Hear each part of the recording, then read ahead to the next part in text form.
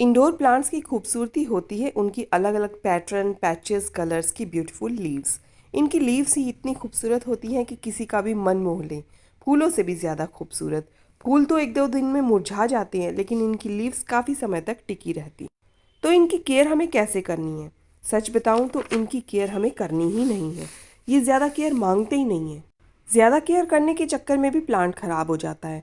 कभी ये फर्टिलाइज़र दो, कभी वो फर्टिलाइज़र दो। यूट्यूब पर ढेरों वीडियो हैं। हमारा दिमाग ख़राब हो जाता है कि हमें कौन सा फर्टिलाइज़र देना है। कभी हमने ये फर्टिलाइज़र दिया और कभी वो, तो प्लांट इतना टॉलरेट कर ही नहीं पाता है, क्योंकि इनकी जड़ें, स्टेम, लीव्स बहुत ही डेलिकेट होती हैं।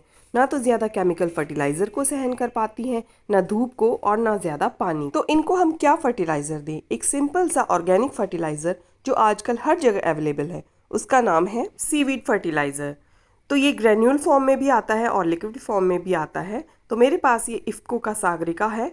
तो और भी कई कंपनीज का आता है, तो हमें ये ट्रस्टेड कंपनीज का ही लेना चाहिए, अच्छी क्वालिटी का। ये फर्टिलाइजर समुद्र में मिलने वाले एल्गे, वीड्स या समुद्री पौधे के जो एक्सट्रैक्ट होता है उससे बनता है, और उसमें भरपूर मात्रा में न्यूट्रिएंट्स होते हैं।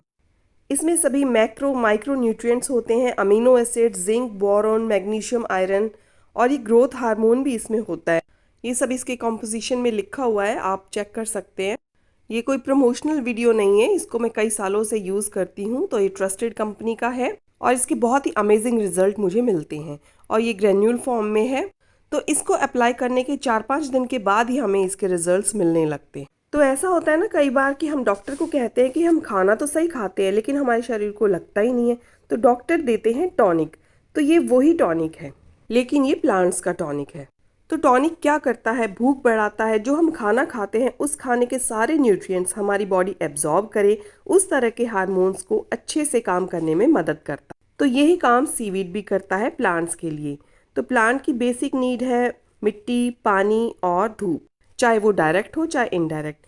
प्लांट्स मिट्टी से नाइट्रोजन लेने में, अपना खाना बनाने में, उस खाने को अब्जॉर्ब करने में सक्षम हो, तो उसके लिए उसके कुछ माइक्रो न्यूट्रिएंट्स चाहिए, तो वो सीवीड अवेलेबल करवाता है। तो सीवीड के क्या क्या बेनिफिट्स हैं? तो इसके यूज़ से हमारे इंडोर प्लांट्स के लीव्स के कलर मेंटेन रहेंगे, हेल्दी रहेंगे, नई नई ग्रोथ स्टार्ट होगी, मिट्टी को भुरभुरी बनाता है, उसमें गुड बैक्टीरिया को प्रमोट करता है, प्लांट की ग्रोथ को एनहेंस करता है। इंडोर प्लांट से हमें क्या चाहिए? Only beautiful leaves and healthy leaves. फल फूल तो लेना नहीं है हमने इसमें, तो एनपीके की ज़्यादा ज़रूरत तो है नहीं। एनपीके प्लस माइक्रो न्यूट्रिएंट्स सब सीवीड में मौजूद हैं। तो ज़्यादा फर्टिलाइज़र तो इंडोर प्लांट्स को चाहिए भी नहीं होता है, उनको ज़रूरत नहीं होती है। 2 महीने में एक बार ही काफ़ी रहता है। सीवीड को अप्लाई करने का तरीका है कि इसको बिफोर सनराइज़ या फिर आफ्टर सनसेट ही हमें यूज़ करना है, इसको धूप में नहीं करना है। इसकी सही मात्रा भी होनी चाहिए और अच्छे से इसको डाइल्यूट भी करना चाहिए, क्योंकि इसकी थोड़ी सी मात्रा ही काफ़ी स्ट्रॉन्ग होती है। तो इसको इंडोर प्लांट्स में अप्लाई कैसे करना है वो हम देख लेते हैं। तो इसको लेना है हमने 1 लीटर पानी में 2 से 3 ml, अगर हमने गमले में डालना है तो, और अगर स्प्रे करना है तो 1 लीटर पानी में 1 ml ही काफ़ी रहेगा। तो गमले में डालने के लिए और स्प्रे करने के लिए अलग अलग हमने रेशो लेनी है। और ग्रेन्यूल को हमने 10 इंच के गमले में 1 चम्मच के बराबर हमने मिट्टी में इसको डाल देना है। पहले मिट्टी की गुड़ाई करनी है और फिर इसको आसपास इसको डाल देना है और फिर पानी दे देना है। जब भी हम फर्टिलाइज़र दें तो मिट्टी गीली नहीं होनी चाहिए गमले की।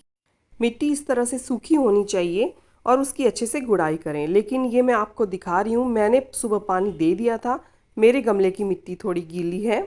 मिट्टी में ऑलरेडी मॉइस्चर होगा तो रूट्स कुछ भी एब्जॉर्ब नहीं करेंगी, वो फर्टिलाइज़र भी एब्जॉर्ब नहीं करेंगी, और एक्स्ट्रा पानी भी डल गया है तो काफ़ी चांसेस हैं रूट रॉट होने के।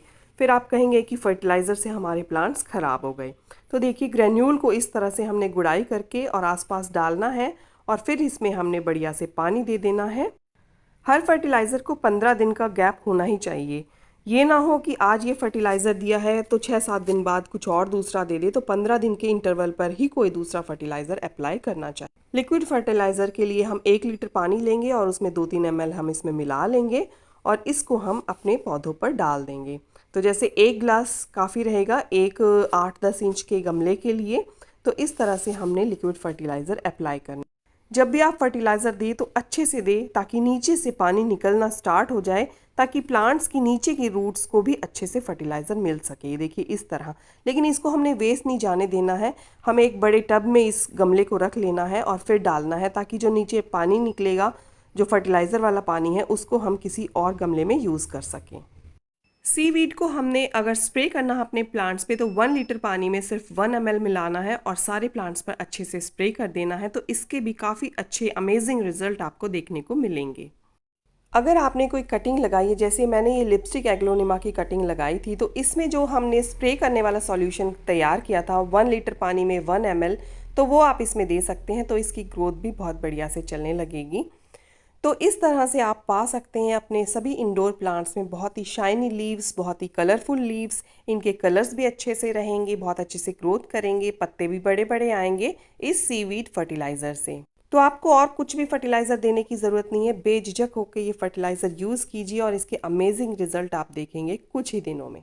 तो आज की ये जानकारी आपको कैसी लगी? अगर अच्छी लगी है तो लाइक ज़रूर करें। मेरे चैनल पे नए हैं तो प्लीज़ इसे सब्सक्राइब भी ज़रूर करें। तो मिलती हूँ किसी नेक्स्ट वीडियो में नई जानकारी के साथ। तब तक बाय बाय।